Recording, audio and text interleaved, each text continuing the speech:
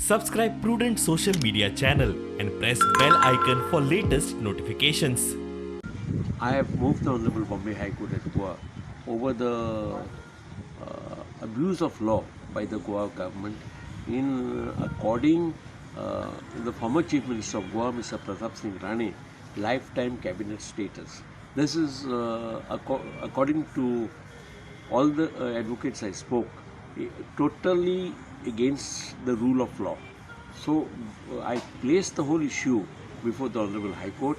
The Honorable High Court has agreed to hear this matter on the 25th of this month because it's a legal challenge to the decision taken by the Goa government to give Pratapsingh Rane, the former Chief Minister of Goa, lifetime cabinet status. This is impermissible in accordance with law. I placed before the Honorable High Court the complete details and the scenario in which this whole thing was cooked up. I have also placed before the Honorable High Court the meeting that Mr. Pratapsingh Rane had with the then BJP in charge of Goa, Mr. Devendra Fadnavis, where this whole thing was cooked up to give the former Chief Minister his lifetime cabinet status.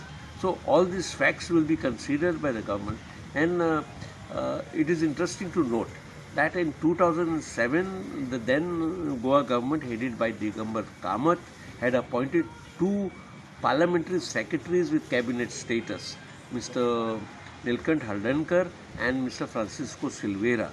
So in 2007, I had moved the then Honorable High Court, and the then Honorable High Court headed by then Chief Justice Swatantra Kumar and Justice Nelson Brito have given a detailed judgment that there cannot be any abuse of law, because the law in Goa is that Goa cabinet can be restricted to 12.